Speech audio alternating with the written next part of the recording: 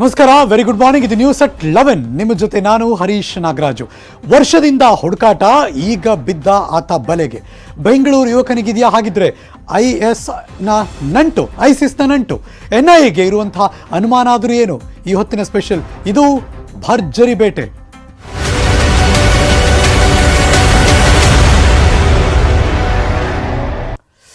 ಹೌದು, ಭಾರತ ಸರ್ಕಾರದ national investigation agency ಹುಡುಕಿ ಫೈನಲಿ ಆತನನ್ನ ಹಿಡಿದ್ರು.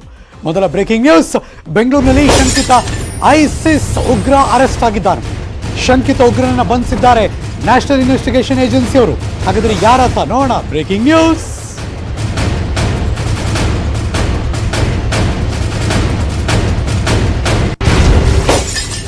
ಈ ಐಸಿಸ್ಗೂ ಬೆಂಗಳೂರಿಗೂ ಎಲ್ಲಿಂದಲೋ ನಂಟು.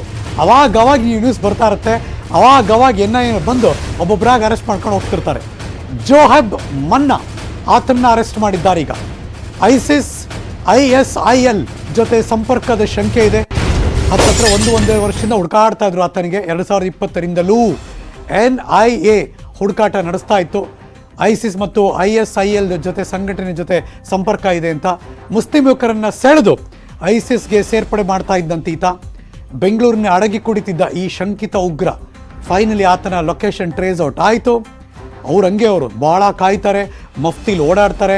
ಫೈನಲಿ ಆತ ಇಲ್ಲಿದ್ದಾನೆ ಅಂತ ಕನ್ಫರ್ಮೇಷನ್ ತಗೋತಾರೆ. ಅದಾದ ಮೇಲೆ ಇಮಿಡಿಯೇಟಾಗಿ ಹೋಗಿ ಆತನನ್ನು ವಶಕ್ಕೆ ಪಡಿತಾರೆ. ಉಗ್ರ ಚಟುವಟಿಕೆಗಳಲ್ಲಿ ಭಾಗಿಯಾಗೋದಕ್ಕೆ ಪ್ರಚೋದನೆಯನ್ನು ಕೊಡ್ತಾ ಇದ್ದಂತೆ ಈ ಜೋಹೆಬ್ ಬೆಂಗಳೂರಿನ ಮುಸ್ಲಿಂ ಯುವಕರಿಗೆ ಆತ ಗಾಳ ಆಗ್ತಿದ್ದಂತೆ. ಕುರಾನ್ ಸರ್ಕಲ್ ಅನ್ನೋ ಗ್ರೂಪನ್ನು ಮಾಡ್ಕೊಂಡಿದ್ದಂತೆ. ಲೆಟ್ಸ್ ಸಿ ಏನೇನು ಮಾಹಿತಿ ಇದೆ ಆತನ ಬಗ್ಗೆ ಅಂತ ಕೇಳೋಣ. ನನ್ನ ಸಹೋದ್ಯೋಗಿ ಹೆಚ್ಚಿನ ಮಾಹಿತಿ ಕೊಡೋದಕ್ಕೆ ಕ್ರೈಮ್ ಬ್ಯೂರೋಯಿಂದ ಗಂಗಾಧರ್ ವಾಗಟ ದೂರವಾಣಿ ಸಂಪರ್ಕದಲ್ಲಿದ್ದಾರೆ. Good morning Gangadhar. ಈ ಹಿಂದೆ ಕೂಡ NIA ಅವ್ರು ಬಂದು ಒಬ್ಬ ಡಾಕ್ಟರ್ ಆಗಿದ್ದ, ಇನ್ನೆಲ್ಲೋ ಕೆಲಸ ಮಾಡ್ತಿದ್ದ, ಒಬ್ಬೊಬ್ಬರಾಗಿ ಹಿಡಿತಾ ಹೋಗ್ತಾರೆ. ಈಗ ಜೋಹೆಬ್ನ ಸರದಿ ಯಾರೀತ? ಅನುಮಾನ ಹೇಗೆ ಬರುತ್ತೆ? ಆತನ ಹಿಡಿಯೋದಕ್ಕೆ ಹೇಗೆಲ್ಲ ಪ್ಲಾನ್ ಮಾಡ್ತಾರೆ NIA ಅವರು? ಹೇಗಾಗುತ್ತೆ ಇದೆಲ್ಲ ಕೂಡ? ಹೌದು ಹರೀಶ್ ನಾಗರಾಜ್, 2020 ಒಂದು ಸೆಪ್ಟೆಂಬರ್ ನಲ್ಲಿ NIA ಕಾರ್ಯಾಚರಣೆ ಮಾಡುತ್ತೆ. ಪ್ರೆಸೆಂಟ್ ಟೌನ್ ನಲ್ಲಿ ಅಕ್ಕಿ ವ್ಯಾಪಾರಿ ಇರ್ಫಾನ್ ನಾಸೀರ್ ಮತ್ತೆ ತಮಿಳುನಾಡಿನ ಬ್ಯಾಂಕ್ ನೌಕರಾಗಿರುವಂತ ಅಹಮದ್ ಅಬ್ದುಲ್ ಖಾದರ್ ಅಂತ ಹೇಳಿ, ಜೊತೆಗೆ ದಂತ ವೈದ್ಯನಾಗಿರುವಂತಹ ಮೊಹಮ್ಮದ್ ತೌಕಿರ್ ಮೆಹಬೂಬರ, ಈ ಮೂವರನ್ನು ಕೂಡ NIA ಅವರ ಬಂಧನ ಮಾಡುತ್ತೆ. ಯಾಕಂದ್ರೆ ಐಸಿಸ್ ಒಂದು ಸಂಘಟನೆ ಜೊತೆ ಇವರು ಸಂಪರ್ಕ ಹೊಂದಿದ್ದಾರೆ ಅಂತ ಹೇಳಿ ಶಂಕಿತ ಉಗ್ರ ಇವರೆಲ್ಲ ಕೂಡ ಲಿಂಕ್ ಇದೆ ಅನ್ನೋ ಆ ಒಂದು ಆರೋಪದ ಮೇಲೆ ಇವರೆಲ್ಲರೂ ಕೂಡ ಬಂಧನ ಮಾಡಿ ವಿಚಾರಣೆ ಮಾಡಿದಂತ ಸಂದರ್ಭದಲ್ಲಿ ಈಗ ನಿನ್ನೆ ಬಂಧನವಾಗಿರುವಂತಹ ಪ್ರಮುಖ ಅಂದ್ರೆ ಜುವೇಬ್ ಮುನ್ನಾ ಅಂತ ಏನಿದ್ದಾನೆ, ಈತನ ಬಗ್ಗೆ ಮಾಹಿತಿ ಸಿಗುತ್ತೆ. ಆದ್ರೆ ಅವತ್ತಿಂದಲೂ ಕೂಡ ಪೊಲೀಸ್ NIA ಅಧಿಕಾರಿಗಳು ಆತನನ್ನ ಹುಡುಕಾಟ ಮಾಡ್ತಾ ಇರ್ಬೇಕಾದ್ರೆ ತಲೆ ಮುಡ್ಸ್ಕೊಂಡು ಈತ ಓಡಾಡ್ತಾ ಇರ್ತಾನೆ. ಆದ್ರೆ ನಿನ್ನೆ ಬೆಂಗಳೂರಿನಲ್ಲೇ ಈತ NIA ಬಲೆಗೆ ಬಿದ್ದಿರುವಂತದ್ದು. ಈತ ಮೂಲತಃವಾಗಿ ಈತ ಬೆಂಗಳೂರಿನವನಾಗಿದ್ದು ಸಾಫ್ಟ್ವೇರ್ ಒಂದು ಉದ್ಯೋಗಿಯಾಗಿ ಕೆಲಸ ಮಾಡ್ತಾ ಇದ್ದ ಅಂತ ಹೇಳಿ, ಜೊತೆಗೆ ಈತ ಯುವಕರನ್ನ ಐಸಿಸ್ಗೆ ಕಳಿಸುವಂತಹ ಆರೋಪ ಈತನ ಮೇಲೆ ಇರುವಂತದ್ದು. ಜೊತೆಗೆ ಹಿಂದೆ ತೌಕಿರ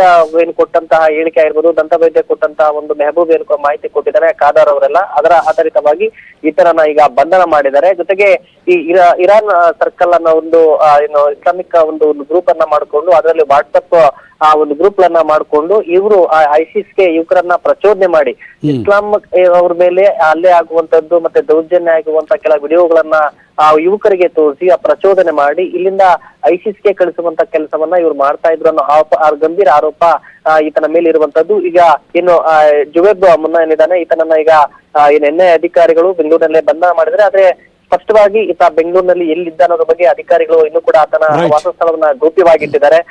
ಸಕ್ರಿಯವಾಗಿದ್ದ ಕುರಾನ್ ಸರ್ಕಲ್ ನಲ್ಲಿ ಈತ ಒಂದು ಮೆಂಬರ್ ಆಗಿದ್ದು, ಜೊತೆಗೆ ಅಲ್ಲಿ ಆ ಒಂದು ಗ್ರೂಪ್ ಗಳಲ್ಲಿ ಇವರು ಸುಮಾರು ಒಂದು ಯುವಕರನ್ನ ಕಳ್ಸೋಕೆ ಯಾವ ತರ ತಯಾರಿ ಮಾಡಬೇಕು ಮತ್ತೆ ಫೈನಾನ್ಸಿಯಲಿ ಯಾವ ತರ ಹೆಲ್ಪ್ ಮಾಡ್ಬೇಕು ಅನ್ನೋ ನಿಟ್ಟಿನಲ್ಲಿ ಇವರೆಲ್ಲ ಕೂಡ ವರ್ಕ್ ಮಾಡ್ತಾ ಇದ್ರು ಅಂತ ಹೇಳಿ. ಆದ್ರೆ ಈಗ ಪ್ರಮುಖವಾಗಿ ಸಿರಿಯಾ ನಂಟು ಇವ್ರಿಗೆ ಇದೆಯಾ ಅಂತ ಹೇಳಿ, ಜೊತೆಗೆ ಮೂಲಭೂತವಾದಕ್ಕೆ ಪ್ರಚೋದನೆ ಕೊಟ್ಟು ಅಲ್ಲಿ ಸುಮಾರು ಒಂದು 10 ಮಂದಿ ಯುವಕರನ್ನ ಇವರು ಕಳ್ಸಿಕೊಟ್ಟಿದ್ದಾರೆ ಅನ್ನೋ ಬಗ್ಗೆ ಕೂಡ ಸಂಶಯ ವ್ಯಕ್ತವಾಗಿದ್ದು, ಜೊತೆಗೆ ಅದ್ರ ಬಗ್ಗೆ ಕೂಡ NIA ಅಧಿಕಾರಿಗಳು ಪರಿಶೀಲನೆ ನಡೆಸ್ತಾ ಇರುವಂತದ್ದು. Harish Nagaraj. Okay, thank you Gangadhar ವಾಗಟ ಅದ್ರ ಬಗ್ಗೆ ಮಾಹಿತಿ ಕೊಟ್ಟಿದ್ದಕ್ಕೆ. ನನ್ನ ಕೊನೆಗೆ ಎಕ್ಸ್ಪ್ಲೈನ್ ಮಾಡ್ತಾ ಇದ್ರು ಡಾಕ್ಟ್ರು, ಮಗದೊಬ್ಬ ಮತ್ತೊಬ್ಬ, ಈಗ 3-4 ಜನರ ಹಿಡಿದ ಮೇಲೆ ಮಗದೊಬ್ಬನ ಸುಳಿವು ಸಿಗುತ್ತೆ ಜೋಹೆಬ್ ಮುನ್ನಾ ಅನ್ನುವ ವ್ಯಕ್ತಿ ಅಂತ. ನೋಡಿ, ಈತ ಒಬ್ಬ ಸಾಫ್ಟ್ವೇರ್ ಇಂಜಿನಿಯರ್.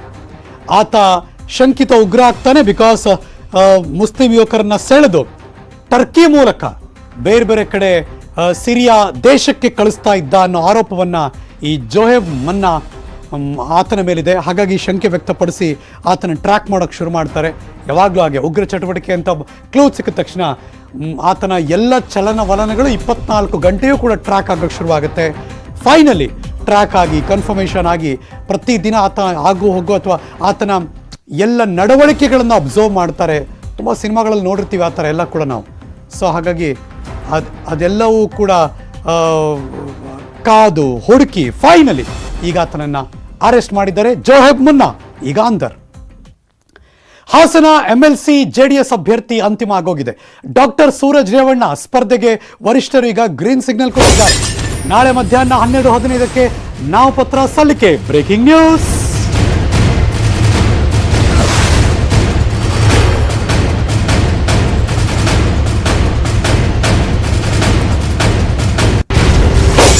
ದೇವೇಗೌಡರ ಕುಟುಂಬದಲ್ಲಿ ಮಗದೊಬ್ಬರು ರಾಜಕೀಯಕ್ಕೆ ಧುಮುಕ್ತಾ ಇದ್ದಾರೆ.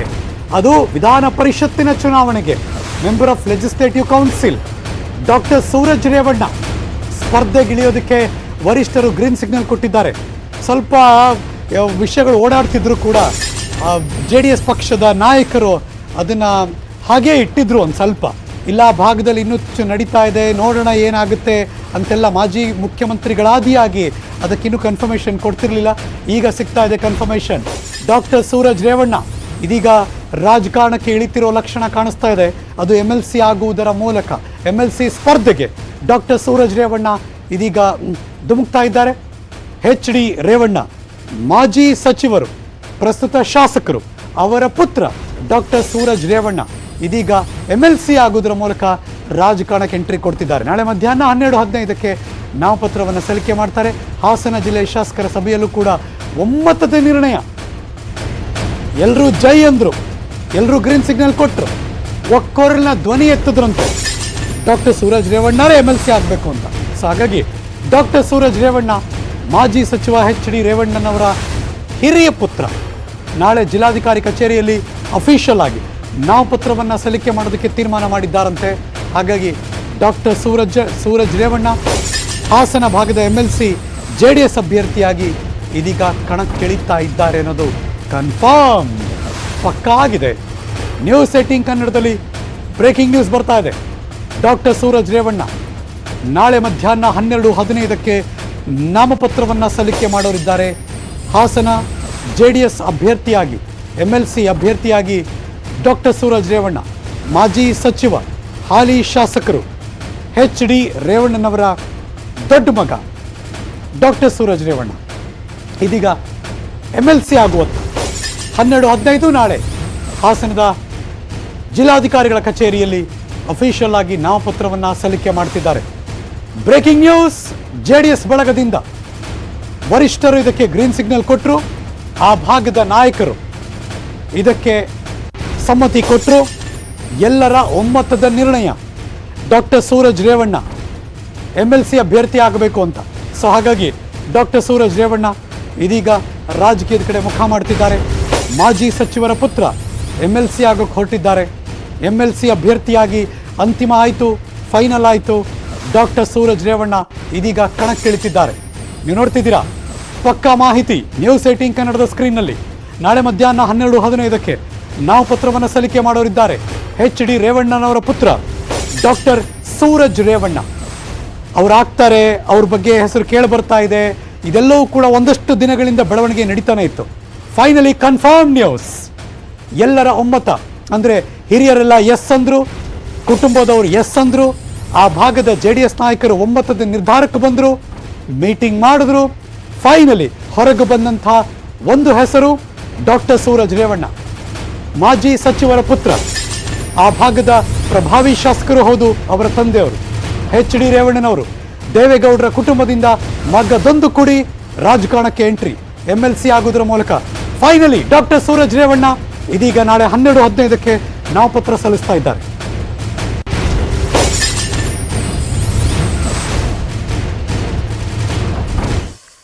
ಒಂದು ಸ್ವಲ್ಪ ಹೊತ್ತು ಕಾದೆ ಡಾಕ್ಟರ್ ಸೂರಜ್ ರೇವಣ್ಣ ಏನೋ ಬರ್ತಾರ ದೂರವಾಣಿ ಸಂಪರ್ಕಕ್ಕೆ ಅಂತ. ಮೇ ಬಿ ಬಿಸಿ ಇರ್ಬೋದು ಅಥವಾ ಬೇರೆ ಆಮೇಲೆ ಬರ್ಬೋದೇನೋ, ಮುಂದಿನ ನ್ಯೂಸಲ್ಲಿ ನೋಡೋಣ. Let's move on. ಡಿಸೆಂಬರ್ 10ಕ್ಕೆ ಪರಿಷತ್ ಚುನಾವಣೆ ಹಿನ್ನೆಲೆಯಲ್ಲಿ ಇವತ್ತು BJP ಅಭ್ಯರ್ಥಿಗಳ ಪಟ್ಟಿ ಕೂಡ ಪ್ರಕಟ ಆಗೋ ಸಾಧ್ಯತೆ ಇದೆ. JDS ಗೊತ್ತಾಯಿತು, ಈಗ ಭಾರತೀಯ ಜನತಾ ಪಕ್ಷ ಪ್ರಸ್ತುತ 6 ಜನ ಸದಸ್ಯರಿದ್ದಾರೆ. 5 ಜನ ಸದಸ್ಯರಿಗೆ ಟಿಕೆಟ್ ಆಗ್ಲೇ ಪಕ್ಕ, ಒಬ್ರು ಯಾರು ಅಂತ ಗೊತ್ತಾಗ್ಬೇಕಷ್ಟೇ. Breaking news.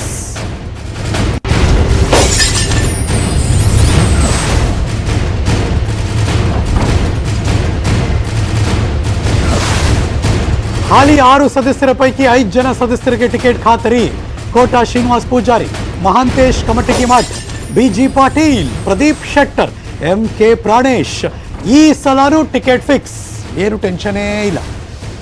ಸಂಭಾವ್ಯರ ಪೈಕಿ ಸುಜಾ ಕುಶಾಲಪ್ಪ, ರಘು ಕೌಟಿಲ್ಯ, ಗೋಪಿನಾಥ್ ರೆಡ್ಡಿ ಅಥವಾ ನಂದೀಶ್ ರೆಡ್ಡಿ, ಉಮಾಕಾಂತ್ ನಾಗಮಾರಪಳ್ಳಿ, ಹುಲಿ ನಾಯ್ಕರ್ ಟಿಕೆಟ್ ಸಾಧ್ಯತೆ ಇದೆ. ಲಖನ್ ಜಾರಕಿಹೊಳಿಗೆ ಟಿಕೆಟ್ ವಿಚಾರ ಇನ್ನೂ ಕೂಡ ಸಸ್ಪೆನ್ಸ್, ನಿಗೂಢವಾಗಿದೆ. JDSನಿಂದ ಬರುವ ಇಬ್ಬರಿಗೆ ಟಿಕೆಟ್ ಕೊಡುವಂತಹ ಸಾಧ್ಯತೆ ಇದ್ದೇ ಇದೆ ಅಂತೆ. ಸಂದೇಶ್ ನಾಗರಾಜ್, CR ಮನೋಹರ್ಗೆ ಟಿಕೆಟ್ ಸಿಗುವ ಸಾಧ್ಯತೆ ಇದೆ. ಅಷ್ಟು ಈಸಿ ಇಲ್ಲ ಫೈನಲ್ ಆಗೋದು ಅಂತ ಅನಿಸ್ತಾ ಇದೆ. ಯಾಕೋ ಆ ಒಂದು ಸ್ಥಾನಕ್ಕೆ ಭಯಂಕರವಾಗಿ ಪೈಪೋಟಿ ಇದೆ BJPಯಲ್ಲಿ. ಕೊನೆ ಮೊಮೆಂಟ್, ಫೈನಲ್ ಮಿನಿಟ್ ತನಕ ಈ ಸಸ್ಪೆನ್ಸ್ ಮುಂದುವರಿಯೋ ಲಕ್ಷಣ ಕಾಣಿಸ್ತಾ ಇದೆ BJPಯಲ್ಲಿ. Let's wait and watch.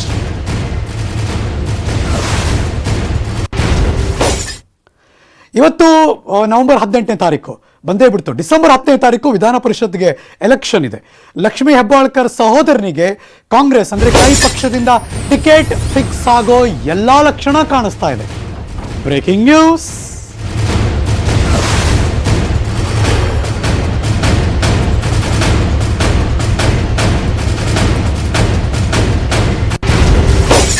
ಯಾಕೆಲ್ಲ ಲಕ್ಷಣ ಕಾಣಿಸ್ತಾ ಇದೆ ಅಂದರೆ, ಚಿಕ್ಕಹಟ್ಟಿ ಹೊಳಿ ವೀರಭದ್ರೇಶ್ವರ ದೇವಸ್ಥಾನಕ್ಕೆ ಮೇಡಮ್ ಭೇಟಿ ಕೊಟ್ಟು ವೀರಭದ್ರೇಶ್ವರ ದೇವಸ್ಥಾನದಲ್ಲಿ ವಿಶೇಷ ಪೂಜೆಯನ್ನು ಸಲ್ಲಿಕೆ ಮಾಡ್ತಿದ್ದಾರೆ.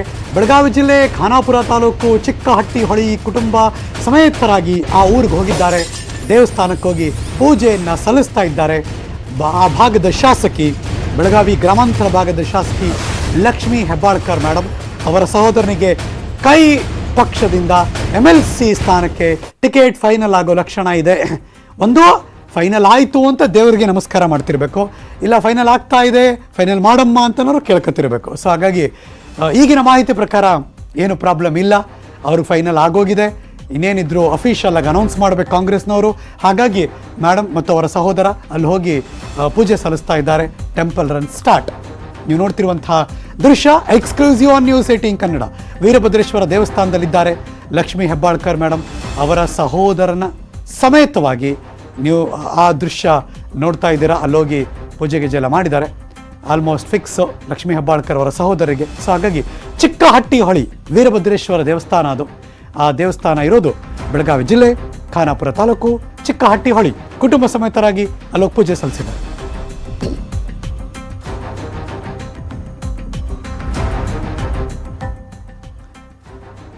ಇಂಟ್ರೆಸ್ಟಿಂಗ್ ಆಗಿದೆ. ಈಗ ರೇಸ್ ಮತ್ತು ಸ್ಪರ್ಧೆ ಅಖಾಡ ಜೋರಾಗಿ ನಡೀತಾ ಇದೆ. ನೋಡೋಣ ಡಿಸೆಂಬರ್ 10ಕ್ಕೆ ಏನಾಗುತ್ತೆ ಅಂತ.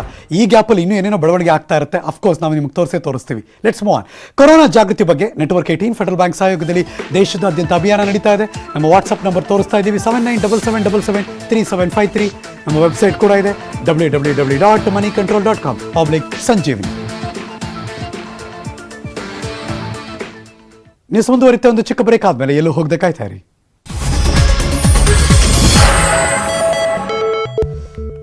Welcome back. ಎಲ್ಲಿದ್ದಾನೆ ಹ್ಯಾಕರ್ ಶ್ರೀಕೃಷ್ಣ ಅನ್ನೋ ಪ್ರಶ್ನೆ. ಶ್ರೀಕಿ ಮನೆಯಲ್ಲಿ ಇಲ್ಲದೇ ಇದ್ರೂ ಕೂಡ ಮನೆಗೆ ಪೊಲೀಸ್ ಭದ್ರತೆ ಕೊಟ್ಟಿದ್ದಾರೆ. ಜಯನಗರ ಶ್ರೀಕಿ ಮನೆಗೆ ಪೊಲೀಸ್ ಭದ್ರತೆ. ಈ ಕ್ಷಣ ಬರ್ತಿರುವಂತಹ ಬ್ರೇಕಿಂಗ್ ನ್ಯೂಸ್. ಹ್ಯಾಕರ್ ಶ್ರೀಕೃಷ್ಣ, ಆತನಿಗೆ ಜಿಯೋ ಬೆದರಿಕೆ ಇದೆ ಅಂತ ಪ್ರತಿಪಕ್ಷಗಳು ಹೇಳೋಕೆ ಶುರು ಮಾಡಿದ್ಮೇಲೆ ಇದೀಗ ಕಮಿಷನರ್ ಕೂಡ ಆತನಿಗೆ ಭದ್ರತೆ ಒದಗಿಸಬೇಕು ಅಂತ ಹೇಳಿದ್ದಾರೆ. ಶ್ರೀಕಿ ಮನೆಗೆ ಪೊಲೀಸರು ಹೋದ್ರು, ಆದರೆ ಶ್ರೀಕಿ ಎಲ್ಲಿದ್ದಾನೆ ಅಂತ ಈಗಿರೋ ದೊಡ್ಡ ಕ್ವಶನ್. ಬಟ್ ಸ್ಟಿಲ್ ಜಯನಗರದಲ್ಲಿ ಶ್ರೀಕಿ ಮನೆ ಇದೆ, ಆತನ ಮನೆಗೆ ಪೊಲೀಸ್ ಭದ್ರತೆ ಕೊಟ್ಟಿದ್ದಾರೆ. Breaking news.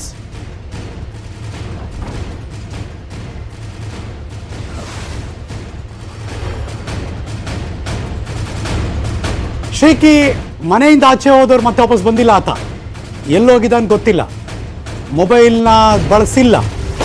ಸೊ ಹಾಗಾಗಿ ಭಾಳ ಕಷ್ಟ ಕಂಡಿಡಿಯೋದು. ಹಂಗಿದ್ರೆ ಇನ್ನು ಬೇರೆ ಏನೋ ಟ್ರ್ಯಾಕ್ ಮಾಡಬೇಕಷ್ಟೇ ಆತನಿಗೆ. ಮೊದಲೇ ಆತನೇ ಚಾಣಾಕ್ಷ, ಹ್ಯಾಕರು, ಟೆಕ್ ಫ್ರೀಕು. ಸೊ ಹಾಗಾಗಿ ಪೊಲೀಸರು ಈ ಎಲ್ಲ ಆಯಾಮದಲ್ಲಿ ನಾನು ಕಂಡುಹಿಡಿತಿರ್ತಾರೆ ಅಂತ ಆತನಿಗೂ ಗೊತ್ತಿರುತ್ತೆ. ಸೊ ಹಾಗಾಗಿ ಮೇ ಬಿ ಆತ ಇನ್ನೇನೇನೇನೋ ಮಾಸ್ಟರ್ ಪ್ಲಾನ್ ಮಾಡಿರ್ಬೋದೇನೋ ಗೊತ್ತಿಲ್ಲ. ಬಟ್ ಸ್ಟಿಲ್ ಶ್ರೀಕೃಷ್ಣ ಉರುಫ್ ಶ್ರೀಕಿ ಬಿಟ್ ಕಾಯಿನ್ ದಂಧೆಯಲ್ಲಿ ಕೇಳಿ ಬಂದ ದೊಡ್ಡ ಹೆಸರು. ಇನ್ನು ಆತನ ಲ್ಯಾಪ್ಟಾಪು ಮಿರರ್ ಇಮೇಜ್ ತೆಗೆದು ಈಗ ಅದು ಬೇರೆ ಎಂಕ್ವೈರಿ ನಡೀತಾ ಇದೆ ಒಂದು ಕಡೆ, ಇನ್ನೊಂದು ಕಡೆ ಆತನ ಬೇಲ್ ಸಿಕ್ತು, ಆಚೆ ಇದ್ದಾನೆ. ಬಟ್ ಸ್ಟಿಲ್ ಈಗ ಎಲ್ಲಿದ್ದಾನೆ ಅಂತ ಗೊತ್ತಿಲ್ಲ. ಆತನ ಭದ್ರತೆ ಒದಗಿಸ್ಬೇಕು ಅಂತ ಪೊಲೀಸರು ಹೋದ್ರು, ಆದರೆ ಆತ ಮನೇಲಿಲ್ಲ. ಮನೇಲಿ ಆತ ಇಲ್ಲ, ಆದರೆ ಮನೆಗೆ ಮಾತ್ರ ಭದ್ರತೆ ಇದೆ ಈಗ ಈ ಕ್ಷಣಕ್ಕೆ. ಸೊ ಜೈಲಿಂದ ಬಿಡುಗಡೆ ಆದಮೇಲೆ ನಿಗೂಢವಾಗಿದ್ದಾನೆ ಶ್ರೀಕಿ. ಹ್ಯಾಕರ್ ಶ್ರೀಕಿ ಜೀವಕ್ಕೆ ಅಪಾಯ ಇದೆ ಅನ್ನೋ ಆರೋಪ ಪ್ರತಿಪಕ್ಷದವರು ಮಾತಾಡಿದರು. ಸೊ ಹಾಗಾಗಿ ಫೈನಲಿ ಈಗ ವಿಪಕ್ಷಗಳ ಆರೋಪದಿಂದ ಬೆಂಗಳೂರು ಪೊಲೀಸರು ಆತನಿಗೆ ಭದ್ರತೆ ಕೊಡೋಕೆ ಮುಂದಾದರು. ಮಂಜು ಚಂದ್ರ ನನ್ನ ಸಹೋದ್ಯೋಗಿ ಇದ್ರ ಬಗ್ಗೆ ಮತ್ತಷ್ಟು ಮಾಹಿತಿ ಕೊಡೋಕೆ ಕ್ರೈಮ್ ಬ್ಯೂರೋಯಿಂದ ಲೈವ್ ಜಾಯಿನ್ ಆಗ್ತಿದ್ದಾರೆ. ಗುಡ್ ಮಾರ್ನಿಂಗ್ ಮಂಜು. ಈಗ ಶ್ರೀಕಿ ಎಲ್ಲಿದ್ದಾನೆ ಅನ್ನೋ ಪ್ರಶ್ನೆ, ಬಟ್ ಮನೆಗೇನೋ ಸೆಕ್ಯೂರಿಟಿ ಅಂತ ಕೇಳ್ಪಟ್ಟೆ ನಾನು. ಈಗ ಆತ ಎಲ್ಲಿದ್ದಾನೆ, ಅಲ್ಲೆಲ್ಲೋ ಇರುವಂಥ ಶ್ರೀಕಿಗೆ ಇಲ್ಲಿ ಸೆಕ್ಯೂರಿಟಿ ಕೊಟ್ಟರೆ ಪ್ರಯೋಜನ ಇಲ್ಲ ಅನ್ಸುತ್ತೆ. ಆತನ ಹುಡುಕ್ಬೇಕು, ಆತನಿಗೆ ಸೆಕ್ಯೂರಿಟಿ ಕೊಡಬೇಕಲ್ಲ ಈಗ. ಬಟ್ ಹೇಗೆ ಆತನ ಟ್ರ್ಯಾಕ್ ಹೇಗೆ ಮಾಡ್ತಿದ್ದಾರೆ, ಹೇಗೆ ಏನೇನು ಡೆವಲಪ್ಮೆಂಟ್ಸ್ ಆಗ್ತಾ ಇದೆ, ಅಪ್ಡೇಟ್ ಮಾಡಿ. Very good morning Harish. ಈಗಾಗಲೇ ಸಿದ್ದಾಪುರ ಪೊಲೀಸರಿಂದ ಶ್ರೀಕಿ ಮನೆಗೆ ಇಬ್ಬರು ಪೊಲೀಸರ ಒಂದು ಭದ್ರತೆಯನ್ನು ಕೂಡ ನಿಯೋಜಿಸಿರ್ತಕ್ಕಂಥದ್ದು. ಯಾಕಂತಂದ್ರೆ ವಿರೋಧ ಪಕ್ಷ ನಾಯಕ ಸಿದ್ದರಾಮಯ್ಯ ಅವರು ಹೇಳಿರೋ ಪ್ರಕಾರ ಆತನ ಪ್ರಾಣಕ್ಕೆ ಅಪಾಯ ಇದೆ ಅನ್ನೋದು ಕೂಡ ಗೊತ್ತಾಗ್ತಾ ಇರ್ತಕ್ಕಂಥದ್ದು. ಸದ್ಯಕ್ಕೆ ಶ್ರೀಕಿಯನ್ನು, ಯಾಕಂದ್ರೆ ಶ್ರೀಕಿ ಮೊಬೈಲ್ ಅನ್ನ ಯೂಸ್ ಮಾಡಲ್ಲ, ಆತ ಎಲ್ಲಿದ್ದ, ಎಲ್ಲಿ ಹೋಗಿ ಬಂದ, ಎಲ್ಲಿ ಇರ್ತಾರೆ ಅನ್ನೋದು ಕೂಡ ಪೊಲೀಸರಿಗೆ ಸಂಶಯ. ಅಂದ್ರೆ ಎಲ್ಲಿ ಇರ್ತಾರೆ ಅನ್ನೋದು, ಯಾಕಂದ್ರೆ ಈಗಾಗಲೇ ಆತ ಶ್ರೀಕಿ ಸಾಕಷ್ಟು ಒಂದು ಖಾಸಗಿ ಹೋಟೆಲ್ಗಳಲ್ಲಿ ಇರ್ತಾರೆ ಅಂತ ಎಲ್ಲಾ ಹೋಟೆಲ್ಗಳನ್ನು ಕೂಡ ಆಗಾಗ ಒಂದು ಸಿದ್ದಾಪುರ ಪೊಲೀಸರೇ ಹೋಗಿ ಚೆಕ್ ಮಾಡ್ತಾ ಇದ್ದಾರೆ, ನೆರೆಹೊರೆಯ ಹೋಟೆಲ್ಗಳಲ್ಲಿ. ಜೊತೆಗೆ ಇನ್ನೊಂದು ವಿಚಾರ ಅಂತಂದ್ರೆ ಶ್ರೀಕಿ ಕಳೆದ 3 ತಿಂಗಳ ಹಿಂದೆ ಮನೆಗೆ ಬಂದು ಹೋಗಿರ್ತಕ್ಕಂಥ ಸಿದ್ದಾಪುರ ಸ್ಟೇಷನ್ ಲಿಮಿಟ್ಸ್ ಅಲ್ಲಿ ಇರ್ತಕ್ಕಂಥ ಅಶೋಕ ಪಿಲ್ಲರ್ ಬಳಿ ಇರ್ತಕ್ಕಂಥ ಅವರ ಮನೆಗೆ 3 ತಿಂಗಳ ಹಿಂದೆ ಬಂದು ಹೋಗಿರ್ತಕ್ಕಂಥದ್ದು. ಜೊತೆಗೆ ಇಲ್ಲಿವರೆಗೂ ಕೂಡ ವಾಪಸ್ ಆಗಿಲ್ಲ. ಯೋಗಕ್ಷೇಮವನ್ನ ವಿಚಾರಿಸಕ್ಕೆ ಮಾತ್ರ, ಅಂದ್ರೆ ಕಳೆದ 15 ದಿನಗಳ ಹಿಂದೆ ಶ್ರೀಕಿಯ ತಂದೆ ಹಾಗೂ ತಾಯಿ ಏನು ಆಸ್ಪತ್ರೆಯಲ್ಲಿ ಇದ್ರು ಕೊಲಂಬಿಯಾ ಏಷ್ಯಾದಲ್ಲಿ, ಅಲ್ಲಿ ಹೋಗಿ ಯೋಗಕ್ಷೇಮವನ್ನ ವಿಚಾರಿಸಿದೆ. ಅಂದ್ರೆ ಜೈಲಿನಿಂದ ಕಳೆದ 1-2 ವಾರಗಳಿಂದ ಜೈಲಿನಿಂದ ಬಿಡುಗಡೆಗೆ ನೇರವಾಗಿ ಕೊಲಂಬಿಯಾ ಏಷ್ಯಾ ಹಾಸ್ಪಿಟ್ಲಿಗೆ ಹೋಗಿ ಅಲ್ಲಿ ಆ ತಂದೆ ತಾಯಿ ಯೋಗಕ್ಷೇಮವನ್ನು ವಿಚಾರಿಸಿ ಹೊರಟಂತ ಶ್ರೀಕಿ ಇಲ್ಲಿವರೆಗೂ ಕೂಡ ಮನೆ ಕಡೆಗೆ ವಾಪಸ್ ಆಗಲಿಲ್ಲ. ಜೊತೆಗೆ ಪೊಲೀಸರ ಮುಖಾಂತರ ಹೇಳೋದಾದ್ರೆ ಆ ಶ್ರೀಕಿಯನ್ನ ಈಗಾಗಲೇ ಮತ್ತೆ ಬೆಂಗಳೂರು ನಗರಾದ್ಯಂತ ಎಲ್ಲಾ ಕಡೆ ಹುಡುಕ್ತಾ ಇದ್ದಾರೆ, ಆದ್ರೆ ಆತ ಎಲ್ಲೂ ಕೂಡ ಸಿಗ್ತಾ ಇಲ್ಲ. ಜೊತೆಗೆ ಒಬ್ಬ ಸಬ್ ಇನ್ಸ್ಪೆಕ್ಟರ್ ಕೂಡ ನೇಮಕ ಮಾಡಿರ್ತಕ್ಕಂಥದ್ದು ಶ್ರೀಕಿಯ ಗನ್ಮ್ಯಾನ್ ಆಗಿ. ಆದ್ರೆ ಶ್ರೀಕಿ ಎಲ್ಲಿದ್ದಾನೆ ಅನ್ನೋದು ಕೂಡ ಪತ್ತೆ ಹಚ್ಚಕ್ಕೆ ಪೊಲೀಸರು ಮುಂದಾಗ್ತಾ ಇರ್ತಕ್ಕಂಥದ್ದು. ಆದರೆ ಶ್ರೀಕಿಯ ಅಣ್ಣ ನೆದರ್ಲ್ಯಾಂಡ್ ಇಂದ ಬೆಂಗಳೂರಿಗೆ ವಾಪಸ್ ಆಗಿ ತನ್ನ ತಂದೆ ತಾಯಿಯನ್ನ ನೋಡ್ಕೊಂತ ಇರೋದನ್ನು ಕೂಡ ಮಾಹಿತಿ ಲಭ್ಯ ಆಗಿದೆ ಪೊಲೀಸರಿಗೆ. ಹರೀಶ್, ಓಕೆ, ಈಗ ಆತ ಬೇರೆ ಬೇರೆ ಇನ್ಯಾವ ಆಯಾಮದಲ್ಲಿ ಅಂದ್ರೆ ಈಗ ಮೊಬೈಲ್ ಬಳಸಲ್ಲ ಅಂದಮೇಲೆ ಆತನೂ ಚಾಣಾಕ್ಷನೇ ಅಲ್ವಾ? ಅಷ್ಟು ಈಸಿಯಾಗಿ ನಂದು ಎಸ್ಕೇಪ್ ಆಗಲೇಬೇಕು ಅಂತ ಡಿಸೈಡ್ ಮಾಡಿದಾರಾ, ಅಥವಾ ಪ್ರತಿಪಕ್ಷದವರು ಅವ್ರಿಗೇನೋ ಥ್ರೆಟ್ ಇದೆ ಅಂದಿದ್ದಕ್ಕೆ, ಅಥವಾ ಇನ್ಯಾರ್ದೋ ಕೈವಾಡದಿಂದ ಆತನನ್ನ ಇನ್ಯಾರೋ ಕರ್ಕೊಂಡು ಹೋಗಿದ್ದಾರೆ ಅಂತ ಏನು ಗುಮಾನಿ ಏನಿದೆ, ಅನುಮಾನ ಏನಿದೆ ಈಗ? ಹರೀಶ್, ಖಂಡಿತವಾಗ್ಲೂ ನಾವು ಶ್ರೀಕಿಗೆ ಬೇಲ್ ಕೊಟ್ಟಂತ ಹೆಗ್ಡೆ ಅಂತ ಏನ್ ಲಾಯರ್ ಇದ್ರೆ, ವಕೀಲರು, ಅವರನ್ನ ಕೂಡ ಸಂಪರ್ಸಕ್ಕೆ ಮುಂದಾಗಿದ್ರೆ. ಯಾಕಂದ್ರೆ ಯಾರು ಬೇಲ್ ಕೊಟ್ಟಿದ್ದು, ಯಾವ ಬೇಸಿಸ್ ಮೇಲೆ ಬೇಲ್ ಅನ್ನ ಕೊಟ್ಟಿದ್ರು, ಪಾಸ್ಪೋರ್ಟ್ ಏನಾದ್ರು ಬ್ಯಾನ್ ಮಾಡಿದ್ರ, ಕರ್ನಾಟಕ ರಾಜ್ಯ ಬಿಟ್ಟು ಕೋರ್ಟ್ ಯಾವ ರೀತಿ ಆರ್ಡರ್ ಕೊಟ್ಟಿದೆ ಅಂತ ಕೂಡ ಪ್ರಯತ್ನಿಸಕ್ಕೆ ಮುಂದಾಗಿದ್ರೆ. ಆದ್ರೆ ಯಾವುದೇ ರೀತಿಯ ಉತ್ತರ ಸಿಗಲಿಲ್ಲ. ಆದ್ರೆ ಶ್ರೀಕಿಗೆ ಮಾತ್ರ ಪ್ರಾಣ ಬೆದರಿಕೆ ಇರೋದು ಖಂಡಿತವಾಗ್ಲೂ ಕೂಡ ನಿಜ. ಯಾಕಂದ್ರೆ ಎಲ್ಲಾ ವಲಯದ ಆಯಾಮದಲ್ಲೂ ಕೂಡ ವಿಚಾರಣೆ ಮಾಡಲಾಗಿದೆ. ಆದ್ರೆ ಪೊಲೀಸರು ಮಾತ್ರ ಶ್ರೀಕಿಯನ್ನ ಹುಡುಕ್ತಾ ಇದ್ರೆ. ಆತ ಮೊಬೈಲ್ ಯೂಸ್ ಮಾಡಲ್ಲ. ಯಾಕೆಂತ ಹೇಳಿದ್ರೆ ನಂಬರ್ 1 ಹ್ಯಾಕರ್, ಇಂಡಿಯಾದಲ್ಲಿ ನಂಬರ್ 1 ಹ್ಯಾಕರ್ ಆಗಿರ್ತಂತ ಶ್ರೀಕಿ ಎಲ್ಲಿರ್ತಾನೆ, ಎಲ್ಲಿ ಮಲಗ್ತಾರೆ. ಯಾಕೆಂತ ಹೇಳಿದ್ರೆ ಆತ ಕಳೆದ 1.5 ತಿಂಗಳಿಂದ JB ನಗರ ಪೊಲೀಸ್ ಠಾಣೆ ಲಿಮಿಟ್ಸ್, ಜೀವನ್ ಭೀಮ್ ನಗರ ಪೊಲೀಸ್ ಠಾಣೆ ಲಿಮಿಟ್ಸ್ ಅಲ್ಲಿ ಒಂದು ರಾಯಲ್ ಆಗಿ ಖಾಸಗಿ ಹೋಟೆಲ್ ನಲ್ಲಿ ಇರ್ತಕ್ಕಂಥದ್ದು. ಆತನಿಗೆ ಒಂದು ರೆಡ್ ಕಾರ್ಪೆಟ್ ಆಗಿ ಸ್ವಾಗತ ಬಯಸ್ತಾ ಇದ್ರು ಎಲ್ಲಾ ಹೋಟೆಲ್ ಸಿಬ್ಬಂದಿಗಳು. ಯಾಕೆಂದ್ರೆ ಆ ರೀತಿಯಾಗಿ ಈತ ಹಣವನ್ನ ಖರ್ಚು ಮಾಡ್ತಿದ್ದ. ಈತನ ತಲೆಯಲ್ಲಿ ಸಾಕಷ್ಟು ಕೋಡ್ ವರ್ಡ್ ಇರೋ ಕಾರಣದಿಂದ ಆತ ಎಲ್ಲಿ ಬೇಕಾದ್ರೂ ಕೂತ್ಕೊಂಡು ಯಾವ್ದೋ ಒಂದು ಸಹಾಯ ರೂಪದಲ್ಲಿ ಪಾಸ್ವರ್ಡ್ ಅನ್ನ ಅಥವಾ ಲ್ಯಾಪ್ಟಾಪ್ ಅನ್ನ ಪಡ್ಕೊಂಡು ಅಲ್ಲಿಂದ ಈತ ಹಣವನ್ನ ಕೂಡ ವರ್ಗಾವಣೆ ಮಾಡಬಹುದು. ಈ ರೀತಿಯಾಗಿ ಆತ ಮೊಬೈಲ್ ಯೂಸ್ ಮಾಡದಿರನೇ ಓಡಾಡ್ತಾ ಇರೋದು ಬೆಂಗಳೂರಿನಲ್ಲಿ. ನಿಜಕ್ಕೂ ಕೂಡ ಪೊಲೀಸರಿಗೆ ಒಂದು ತಲೆನೋವಾಗಿರ್ತಕ್ಕಂಥ. ಆತನ ಹುಡುಕಕ್ಕೂ ಕೂಡ ಸಾಕಷ್ಟು ಮುಂದಾಗಿದ್ದಾರೆ Harish. Thank you so much Manju Chandra, ಈ ಕ್ಷಣದ ಮಾಹಿತಿನ ಅಪ್ಡೇಟ್ ಮಾಡಿದ್ದಕ್ಕೆ. ಈ ಬಿಟ್ಕಾಯಿನ್ ಹಗರಣದ ಬಗ್ಗೆ ಕಾಂಗ್ರೆಸ್ ನಾಯಕರು ಬಿಜೆಪಿಯನ್ನ ಕ್ಲಾಸ್ ತೆಗೆದುಕೊಳ್ತಿದ್ದಾರೆ. ಈ ಬಗ್ಗೆ ಬಿಜೆಪಿ ನಾಯಕರು ಕೂಡ ತಿರುಗೇಟು ಕೊಡ್ತಿದ್ದಾರೆ. ಮಾಜಿ ಸಿಎಂ BS ಯಡಿಯೂರಪ್ಪನವರು, ಮಾಜಿ ಅಂದ್ರೆ ಸಚಿವ ಶ್ರೀರಾಮುಲು ಅವರು, ಭೈರತಿ ಬಸವರಾಜ್ ಅವರು ಕಾಂಗ್ರೆಸ್ ನಾಯಕರ ವಿರುದ್ಧ ಹರಿಹಾಯ್ದಿದ್ದಾರೆ. ಅವರೆಲ್ಲ ಏನೇನು ಮಾತಾಡಿದ್ರು ಬನ್ನಿ ನೋಡೋಣ. ನಾನೊಂದು ಮಾತು ಸ್ಪಷ್ಟವಾಗಿ ಹೇಳಕ್ಕೆ ಇಚ್ಛೆ ಪಡ್ತೇನೆ. ಬಿಟ್ ಕಾಯಿನ್ ಇದರಲ್ಲಿ ಯಾರೇ ಭಾಗವಹಿಸಿದ್ರು ಸಹ ಅವ್ರ ಮೇಲೆ ಕ್ರಮ ತಗೊಳ್ಳೋದಕ್ಕೆ ಪ್ರಧಾನಿ ನರೇಂದ್ರ ಮೋದಿಯವರು ಎಲ್ಲ ಪ್ರಯತ್ನ ಮಾಡ್ತಾ ಇದ್ದಾರೆ. ಯಾರಲ್ಲಿ ಯಾವುದೇ ದಾಖಲೆಗಳಿದ್ದರು, ಯಾವುದೇ ಪಕ್ಷದಲ್ಲಿದ್ದರು ಅದಕ್ಕೆ ಸಂಬಂಧಪಟ್ಟ ದಾಖಲೆಗಳನ್ನು ಕೊಟ್ಟರೆ ನಿಶ್ಚಿತವಾಗಿ ಅವ್ರ ಮೇಲೆ ಕ್ರಮ ತಗೊಳ್ತೇವೆ. ಯಾರನ್ನು ಮುಚ್ಚಿರೋ ಪ್ರಶ್ನೆ ಇಲ್ಲ, ಯಾರಿಗೂ ರಕ್ಷಣೆ ಕೊಡುವಂಥ ಪ್ರಶ್ನೆ ಉದ್ಭವ ಆಗೋದು. ಧನ್ಯವಾದ.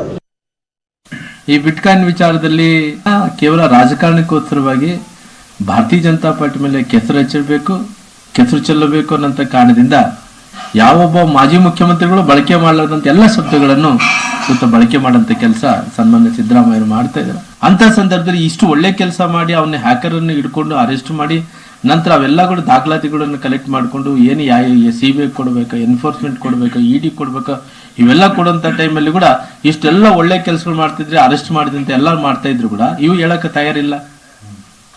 ಇವು ಕೇವಲ ರಾಜಕಾರಣಕ್ಕೋಸ್ಕರವಾಗಿ ಮಾತಾಡೋಂಥ ಕೆಲಸ ಯಾರೇ ತಪ್ಪಿದ. ಅದೇನು ಅವ್ರೇನು ಶಾಸ್ತ್ರ ಕಲ್ತಿದ್ದಾರ, ಶಾಸ್ತ್ರ ಏನೋ ಹೇಳ್ತಾ ಇದ್ದಾರೆ. ಪ್ರಿಯಾಂಕಾ ಖರ್ಗೆ ಎಲ್ಲಾದರೂ ಶಾಸ್ತ್ರ ಹೇಳೋದು ಇದು ಒಂದು ರೂಢಿ ಮಾಡ್ಕೊಂಡಿದ್ರೆ ಅದ್ರ ಬಗ್ಗೆ ಅವ್ರು ಹೇಳಿರ್ಬೋದು. ಅಷ್ಟು ಬಿಟ್ಟರೆ ನಮಗೆ ಆ ರೀತಿಯಾದಂಥ ಯಾವುದೇ ಮಾಹಿತಿ ಇಲ್ಲ. ಮಾನ್ಯ ಮುಖ್ಯಮಂತ್ರಿಗಳು ಇರ್ತಕ್ಕಂಥ ಸಂದರ್ಭ ಏನು ಅವಧಿ ಇದೆ ಸಂಪೂರ್ಣವಾಗಿ ಅವರು ಪೂರ್ಣಗೊಳಿಸ್ತಾರೆ. ಅವರ ನೇತೃತ್ವದಲ್ಲಿ ನಾವು ಮುಂದಿನ ಚುನಾವಣೆಯನ್ನು ಕೂಡ ಎದುರಿಸ್ತೀವಿ.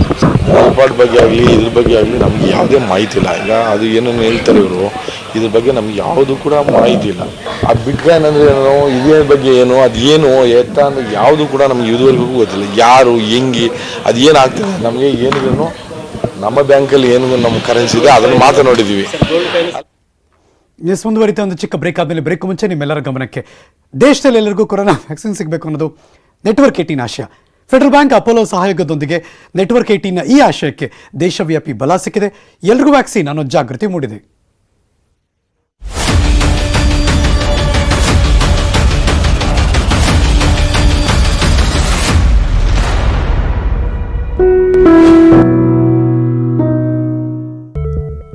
Welcome back. UPS ನಲ್ಲಿ ಬೆಂಕಿ ಕಾಣಿಸ್ಕೊಳ್ಳುತ್ತೆ. ಪಾರ್ಕಿಂಗ್ ನಲ್ಲಿ ನಿಲ್ಲಿಸಿದಂತಹ ಕಾರು ಸುಟ್ಟು ಭಸ್ಮ ಆಗೋಗುತ್ತೆ. ಇದು ಬೆಂಗಳೂರಿನ ಇಟ್ಟಮಡು ಏರಿಯಾ ಮಂಜುನಾಥ ನಗರದಲ್ಲಿ ನಡೆದಿರುವಂತಹ ಘಟನೆ. ಏನಾಯ್ತು ನೋಡೋಣ. Breaking news.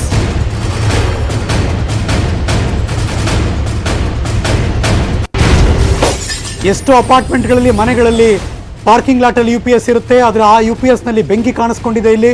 ಅಲ್ಲಿ ಕಾರ್ ನಿಂತಿತ್ತು, ಬೈಕ್ ನಿಂತಿತ್ತು, ಎಲ್ಲ ಸುಟ್ಟು ಭಸ್ಮ ಆಗೋಗಿದೆ. ಬೆಂಗಳೂರಿನ ಇಟ್ಟಮಡು ಮಂಜುನಾಥ ನಗರದಲ್ಲಿ ನಡೆದಿರುವಂತಹ ಘಟನೆ ಇದು. ಸಿಲಿಂಡರ್ ಸ್ಫೋಟ ಆಗಿ 3 ಗಾಯ ಕೂಡ ಆಗಿದೆ. ಬೆಂಕಿ ಆರಿಸೋದಕ್ಕೆ ಅಗ್ನಿಶಾಮಕ ಸಿಬ್ಬಂದಿ ಬಂದಿದ್ರು, ಅವ್ರಿಗೂ ಗಾಯ ಆಗಿದೆ. ಬೆಂಕಿಗೆ ಒಂದು ಕಾರು, 2 ಬೈಕ್ಗಳು ಸುಟ್ಟು ಭಸ್ಮ ಆಗಿದೆ. ನನ್ನ ಸಹೋದ್ಯೋಗಿ ನೋಡಿ ವಿಜುವಲ್ಸ್ ಹೆಂಗಿದೆ ಅಂತ, ಸುಟ್ಟು ಕರಕಲಾಗೋಗಿದೆ. ಆ UPS ಇಂದ ಕಾಣಿಸ್ಕೊಂಡಂಥ ಬೆಂಕಿಯಿಂದ ಆಗಿರೋ ಅನಾಹುತ ಇದು. ನನ್ನ ಸಹೋದ್ಯೋಗಿ ಮಂಜು ಚಂದ್ರ ಅಲ್ಲಿ ಹೋಗಿ ಅಲ್ಲಿ ಸ್ಥಿತಿಗತಿ ಬಗ್ಗೆ ಒಂದು ವಾಕ್ತುರು ಕಳಿಸ್ಕೊಟ್ಟಿದ್ದಾರೆ. ಓ ಮಂಜು. ಇನ್ನೊಂದು ನಿನ್ನೆ ರಾತ್ರಿ ಸುಮಾರು 2 ಗಂಟೆ 5 ನಿಮಿಷಕ್ಕೆ ಅಗ್ನಿ ಅವಘಡ ಸಂಭವಿಸಿರ್ತಕ್ಕಂಥ, ಅಂದ್ರೆ ಹೊಸಕೆರೆ ಬಳಿ ಇರ್ತಕ್ಕಂಥ ಒಂದು ಲೇಔಟ್ ನಲ್ಲಿ ಸಂಭವಿಸಿದ್ದು. ಈಗಾಗಲೇ ಆ ಸ್ಥಳದಿಂದ ನಾವು ಕೂಡ ಒಂದು ದೃಶ್ಯಾವಳಿಗಳನ್ನ ತೋರಿಸ್ತಾ ಇದೀವಿ. ಅಂದ್ರೆ ಈಗಾಗಲೇ ಏನ್ ಕಾರನ್ನು ನೋಡ್ತಾ ಇದ್ದೀರಾ, ಈ ಕಾರು ಬರೀ UPS ಅಂದ್ರೆ ಮೊದಲಿಗೆ ಆ ಮೆಟ್ಲು ಕೆಳಗಡೆ, ಅಂದ್ರೆ ಇಲ್ಲಿ ಏನು ಒಂದು ಮೆಟಲ್ ಕಾಣಿಸ್ತಾ ಇದೆ, ಆ ಮೆಟ್ಲು ಕೆಳಗಡೆ UPS ಇರುತ್ತೆ. UPS ಮುಖಾಂತರ ಒಂದು ಶಾರ್ಟ್ ಸರ್ಕ್ಯೂಟ್ ಆಗಿದೆ. ಅಂದ್ರೆ ಈ ಬಿಲ್ಡಿಂಗ್ ಇರೋದು ಡ್ಯೂಪ್ಲೆಕ್ಸ್ ಬಿಲ್ಡಿಂಗ್ ಅಂತ ಕೂಡ ಸ್ಥಳೀಯರು ಹೇಳ್ತಾ ಇರ್ತಕ್ಕಂಥದ್ದು. ಜೊತೆಗೆ ಈಗಾಗಲೇ ಈ ಮೆಟ್ಲು ಪಕ್ಕದಲ್ಲಿ ಅಂದ್ರೆ ಸಿಲಿಂಡರ್ಗಳನ್ನೆಲ್ಲವನ್ನು ಕೂಡ ಜೋಡಿಸಿರ್ತಾರೆ. ಜೋಡಿಸಿ ನೇರವಾಗಿ ಅಂದ್ರೆ ಇಲ್ಲಿಂದನೇ ಫ್ಲೋರ್ಗೆ, ಅಂದ್ರೆ ಮೇಲೆ ಇರ್ತಕ್ಕಂಥ ಡ್ಯೂಪ್ಲೆಕ್ಸ್ ಮನೆಗೆ ಇಲ್ಲಿಂದ ಸಿಲಿಂಡರ್ ಇಂದಾನೆ ಆ ಗ್ಯಾಸ್ ಕೂಡ ಸಪ್ಲೈ ಆಗ್ತಾ ಇರ್ತಕ್ಕಂಥದ್ದು. ಜೊತೆಗೆ ಇಲ್ಲಿ ಏನೊಂದು ಸ್ವಿಫ್ಟ್ ಡಿಸೈರ್ ಕಾರ್ ಇದು ಕೂಡ ಸುಟ್ಟು ಕರಕಲಾಗಿರ್ತಕ್ಕಂಥ, ಅಂದ್ರೆ ಎಲ್ಲೋ ಒಂದ್ ಕಡೆ ಶಾರ್ಟ್ ಸರ್ಕ್ಯೂಟ್ ಆಗಿ ಅದಾದ ನಂತರ ಆ ಶಾರ್ಟ್ ಸರ್ಕ್ಯೂಟ್ ಇಂದ ಗ್ಯಾಸ್ಗೆ ಎಫೆಕ್ಟ್ ಆಗಿ ಅದಾದ ಬಳಿಕ ಸ್ಫೋಟಗೊಂಡಿದೆ. ಯಾಕಂದ್ರೆ ನಿನ್ನೆ ರಾತ್ರಿ ಅಗ್ನಿಶಾಮಕ ಸಿಬ್ಬಂದಿಯವರು ಬಂದ್ರು ಕೂಡ ಅವ್ರಿಗೂ ಕೂಡ ಸಣ್ಣ ಪುಟ್ಟ 3 ಜನಕ್ಕೆ ಗಾಯ ಆಗಿರ್ತಕ್ಕಂಥದ್ದು. ನೇರವಾಗಿ ಈ ಬಿಲ್ಡಿಂಗ್ ನ ಓನರ್ ಕೂಡ ನಮ್ಮ ಜೊತೆಗೆ ಇದ್ದಾರೆ. ಸರ್, ಎಷ್ಟು ಗಂಟೆಗೆ ಏನಾಯ್ತು ಸರ್ ಎಕ್ಸಾಕ್ಟ್ಲಿ? ಸರ್, ಅಪ್ರಾಕ್ಸಿಮೇಟ್ಲಿ 1:30 ಗಂಟೆಗೆ ಎಲ್ಲರೂ ಕಿರ್ಚೋದು ಕೇಳಿಸ್ತು. ನಾವು ಸೆಕೆಂಡ್ ಫ್ಲೋರ್ನಲ್ಲಿ ಇದ್ವಿ. ಅಲ್ಲಿ ಕಿರ್ಚೋದು ಸೌಂಡ್ ಗತ್ತಿದ ತಕ್ಷಣ ಇಮಿಡಿಯೇಟ್ಲಿ ಎದ್ದುಬಿಟ್ಟು ಓಡಿ ಡೋರ್ ಓಪನ್ ಮಾಡಿದ್ದೆ. ಡೋರ್ ಓಪನ್ ಮಾಡಿದ ತಕ್ಷಣ ಹೊಗೆ ಬರ್ತಿತ್ತು, ಎಲ್ಲೋ ಬೆಂಕಿದು ಸ್ಮೆಲ್ ಬಂತು. ವೈಫ್ ಅವ್ರಿಗೆ ನಿಮೋನಿಯಾ ಅಟ್ಯಾಕ್ ಆಗಿ ಮೊನ್ನೆ ಹಾಸ್ಪಿಟಲ್ ಕರ್ಕೊಂಡ್ ಬಂದ್ವಿ. ಸೊ ಅವ್ರು ಇನ್ನೊಂದು ರೂಮ್ನಲ್ಲಿ ಮಲ್ಕೊಂಡಿದ್ರು. ಫಸ್ಟ್ ಅವ್ರನ್ನ ಸೇಫ್ ಮಾಡೋಣ ಅಂತೇಳಿ ನಾನು ಮಗ ಅವ್ರಿಗೆ ಕರ್ಕೊಂಡ್ವಿ. ನಾವು ಅದೇ ರೂಮ್ಗೆ ಹೋಗ್ಬಿಟ್ವಿ. ನೋಡಿದರೆ ಕೆರಡೆಗೆ ಹೋಗೋಣ ಅಂದರೆ ಬೆಂಕಿಗೆ ಸಿಕ್ಕಾಪಟ್ಟೆ ಬರ್ತಾ ಇತ್ತು. ಡೋರ್ ಓಪನ್ ಮಾಡಿ ಮೇಲೆ ಹೋಗೋಣ ಅಂದ್ರೆ ಆ ಬೆಂಕಿ ಆ ಏರ್ ಸ್ಪೇಸ್ನಲ್ಲಿ ಮೇಲಕ್ಕೆ ಹೋಗೋದು ನೋಡಿ ತುಂಬಾ ಇದಾಯಿತು. ಮತ್ತು ಅಕ್ಕದ ಪಕ್ಕದವರು ತುಂಬಾ ಇದು ಮಾಡಿದ್ರು. ಅಗ್ನಿಶಾಮಕದವ್ರು ಬಂದು ಇಲ್ಲಿ ನೀರು ಹಾಕ್ತಿದ್ರು. ಬಟ್ ಮೇಲೆ ಟಾಪ್ನಲ್ಲಿ ಅಕ್ಕದ ಪಕ್ಕದವರು ಮೇಲಿಂದ ಬಂದು ಆ ಗೇಟ್ ಹೊಡೆದಾಕಿ ಅಲ್ಲಿ ನೀರು ಹಾಕಿ ನಾವು ಒಂದು 10 ಬಕೆಟ್ ಹಾಕಿದ್ವಿ. ಅವರು ಮೇಲಿಂದ ಹಾಕಿದ್ರೆ ಆ ಮೆಟ್ಲಿ ಮೇಲೆ ಎತ್ತೋಗಾಗ್ದು 3 ಜನ ಕರ್ಕೊಂಡ್ಬಂದು ನಾವು ಕೆಳಗಡೆ ಇಳ್ಕೊಂಡು ಈ ಕಡೆ ಬಂದ್ವಿ. ಮತ್ತೆ UPS ಇಂದ ಆಗಿದೆ ಅಂತ ಹೇಳ್ತಾರೆ. UPS ಶಾರ್ಟ್ ಸರ್ಕ್ಯೂಟ್ ಐತೆ ಹೆಂಗೆ ಸರ್? ಸರ್ ಇದು ಆಕ್ಚುಲಿ 11 ವರ್ಷ ಆಯ್ತು ಮನೆ ನಾವು ತಗೊಂಡು. ಸೊ ನನಗೇನು ಗೊತ್ತಾಗಿಲ್ಲ, ಇವಾಗ ನನಗೂ ಅನಿಸೋದು ಪ್ರಕಾರ ಬೇಕಾದ್ರೆ, ಯಾಕಂದ್ರೆ ಎಲ್ಲಿಂದಾನು ಬೆಂಕಿ ಬರುವಂತ ಆಪರೇಷನ್ ಇಲ್ಲ. ಸೊ ಅದು ಕಾರ್ಗೂ ಸುಟ್ಟೋಗಿದೆ, ಅಲ್ಲಿ ಅದನ್ನು ಕಂಪ್ಲೀಟ್ ಸುಟ್ಟೋಗಿದೆ, ಪ್ಲಸ್ ಗ್ಯಾಸ್ ಆಗಿದೆ. ಅಂದ್ರೆ ಅಲ್ಲಿ ಆ ಸ್ಪಾರ್ಕ್ ಅಲ್ಲಿ ಏನೋ ಬ್ಲಾಸ್ಟ್ ಆಗಿದೆ, ಅಲ್ಲಿಂದ ಅಟ್ಯಾಕ್ ಆಗಿ ಎಲ್ಲಾ ಕಡೆನೂ ಬೆಂಕಿ ಸುಟ್ಟೋಗಿದೆ ನಾನು ಅನಿಸಿಕೆ. ಅಂದ್ರೆ ಕಿಶೋರ್ ಹೇಳೋ ಪ್ರಕಾರ ರಾತ್ರಿ ಸುಮಾರು 2 ಗಂಟೆಗೆ ಈ ರೀತಿಯಾಗಿ ಆಗಿರ್ತಕ್ಕಂಥ ಘಟನೆ. ಅಂದ್ರೆ ಇದೇ ರೀತಿಯಾಗಿ ಅಂದ್ರೆ ಅವ್ರು ಹೇಳೋ ಪ್ರಕಾರ ಮೊದಲಿಗೆ ಆ UPS ಅಂದ್ರೆ ಇಲ್ಲೇನು ತೋರಿಸ್ತಾ ಇದೀವಿ, UPS ಇಲ್ಲಿ ಸಿಲಿಂಡರ್ ಜೊತೆಗೆ UPS ಅಂದ್ರೆ ಆ ಚಿಕ್ಕ ಜಾಗದಲ್ಲಿ ಒಂದು UPS ಅನ್ನು ಕೂಡ ಇಟ್ಟಿರ್ತಕ್ಕಂಥದ್ದು. ಮೊದಲು ಅಲ್ಲಿ ಶಾರ್ಟ್ ಸರ್ಕ್ಯೂಟ್ ಆಗಿ ಬ್ಲಾಸ್ಟ್ ಆಗಿರ್ತಕ್ಕಂಥ ಅಂದ್ರೆ ಈ ಪೈಪ್ಗಳು ಅಂದ್ರೆ ಈ ರೋ ಏನ್ ಕಾಣಿಸ್ತಾ ಇದೆ ಇದ್ರ ಮುಖಾಂತರ ಒಂದು ಗ್ಯಾಸ್ ಬ್ಲಾಸ್ಟ್ ಆಗಿರ್ತಕ್ಕಂಥದ್ದು. ಇಲ್ಲಿ ಈ ಮನೆ ಮೊದಲಿಗೆ ಒಳಗಡೆ ಬಂದಾದ್ರೆ ನೀವು ನೋಡ್ಬೋದು ವಿಜುವಲ್ಸ್ ಅಲ್ಲಿ ನೇರವಾಗಿ ಬೆಂಕಿಯ ಕಿರುನಲ್ಲಿ ಯಾವ ರೀತಿ ಅಂದ್ರೆ ಸಜ್ಜೆ ಎಲ್ಲವೂ ಕೂಡ ಸುಟ್ಟೋಗಿರ್ತಕ್ಕಂಥದ್ದು. ಅಂದ್ರೆ ಅಕ್ಕಪಕ್ಕದ ಮನೆಯವರೇ 3 ಜನ ಪ್ರಾಣವನ್ನು ಕೂಡ ಉಳಿಸಿದ್ದಾರೆ ಅನ್ನೋದು ಕೂಡ ಕಂಡು ಬರ್ತದೆ. ಜೊತೆಗೆ ಅಗ್ನಿಶಾಮಕ ಸಿಬ್ಬಂದಿ 3 ಜನಕ್ಕೆ ಮಾತ್ರ ಅಂದ್ರೆ ಅವರು ಬೆಂಕಿ ನಿಲ್ಲಿಸಲು ಬಂದವರು ಅವ್ರಿಗೂ ಕೂಡ ಎಫೆಕ್ಟ್ ಆಗಿದೆ, ಅಂದ್ರೆ ಅವ್ರಿಗೂ ಕೂಡ ಸಣ್ಣ ಪುಟ್ಟ ಗಾಯಗಳಾಗಿರ್ತಕ್ಕಂಥದ್ದು. ಕ್ಯಾಮ್ರಾ ಪರ್ಸನ್ ಶ್ರೀನಿವಾಸ್ ಜೊತೆಗೆ ಮಂಜುನಾಥ್ ಚಂದ್ರ, ನ್ಯೂಸ್ 18 ಕನ್ನಡ, ಬೆಂಗಳೂರು.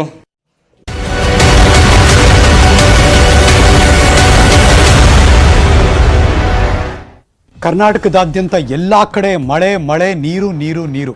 ರಾಜ್ಯದ 13 ಜಿಲ್ಲೆಗಳಲ್ಲಿ ಭಾರೀ ಮಳೆಯ ಸಾಧ್ಯತೆ ಇದೆ. ಅಲರ್ಟ್ ಇದು. ಜೋರು ಗಾಳಿಯ ಜೊತೆಗೆ ಭಾರೀ ಮಳೆ. ಹವಾಮಾನ ಇಲಾಖೆ ಕೊಡ್ತಾ ಇದೆ ಮುನ್ಸೂಚನೆ. Breaking news.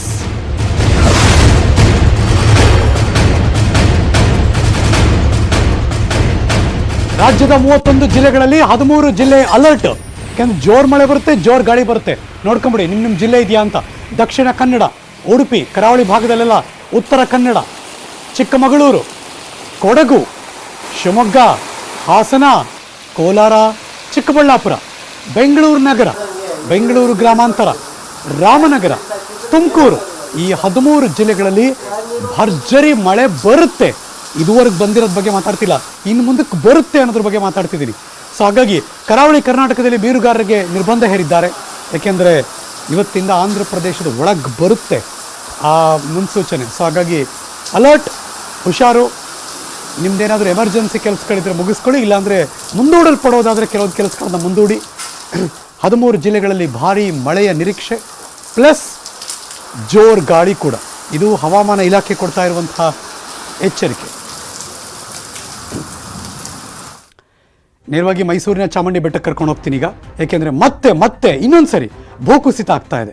ಚಾಮುಂಡಿ ಬೆಟ್ಟದಲ್ಲಿ ಮತ್ತಷ್ಟು ಕಡೆಗಳಲ್ಲಿ ಭೂಕುಸಿತದ ವರದಿ ಮತ್ತು ದೃಶ್ಯ ತೋರಿಸ್ತೀವಿ ಈಗ. ನಂದಿ ಮಾರ್ಗದ ಬಹುತೇಕ ರಸ್ತೆ ಕಂಪ್ಲೀಟ್ ಆಗಿ ಕುಸಿತೋಗಿದೆ.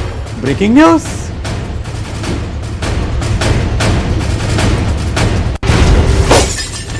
ನಾಲ್ಕು ಬಾರಿ ಚಾಮುಂಡಿ ಬೆಟ್ಟದಲ್ಲಿ, 4 ಇನ್ನೂ ಜಾಸ್ತಿನೇ ಆಗಿರ್ಬೇಕೇನಪ್ಪ, 4-5 ಸರಿ ಆರಾಮಾಗಿ ಆಗಿದೆ ಇತ್ತೀಚೆಗೆ, 1 ತಿಂಗಳಲ್ಲಿ ಹಂಗೆ ನೋಡೋಕ್ಕೋದ್ರೆ.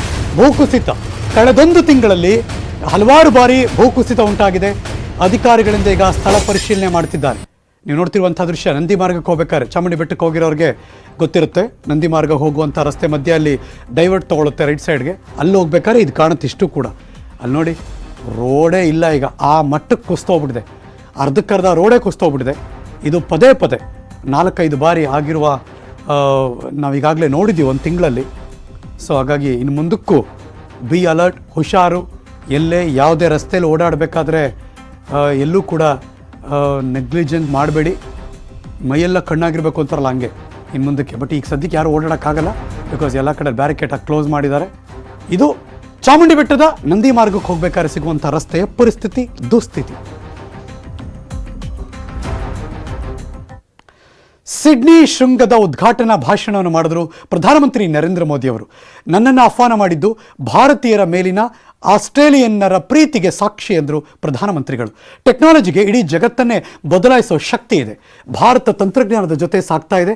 UPI ಹಾಗೂ ಆರೋಗ್ಯ ಸೇತು ಇದಕ್ಕೆ ಸ್ಪಷ್ಟ ಉದಾಹರಣೆ ಎಂದರು.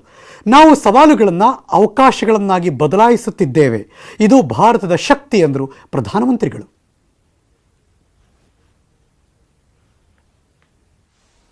It is a great honor for the people of India that you have invited me to deliver the keynote at the inaugural Sydney Dialogue. I see this as a recognition of India's central role in the Indo-Pacific region and in the emerging digital world. It is also a tribute to the comprehensive strategic partnership between our two countries, a force of good for the region and the world. I congratulate the Sydney Dialogue for its focus on emerging critical and cyber technologies. There are 5 important transitions taking place. ಇಲ್ಲಿಗೆ ಈ ಕ್ಷಣದ news ಮುಗಿಸಿ ನಾನು ಹೋಗಿ ಬರ್ತೀನಿ, ಮತ್ತೆ ಸಿಗ್ತೀನಿ ಮುಂದಿನ ಸುದ್ದಿಗಳಲ್ಲಿ. ಪಕ್ಕಾ ನ್ಯೂಸ್ಗೆ ನೀವು ಯಾವಾಗಲೂ ನೋಡ್ತಾ ಇರಿ News18 ಕನ್ನಡ. ಜಾಲ ನಮ್ಮದು, ಬಲ ನಿಮ್ಮದು. ಈ ವಾರ್ತೆಯ ಮುಖ್ಯಾಂಶ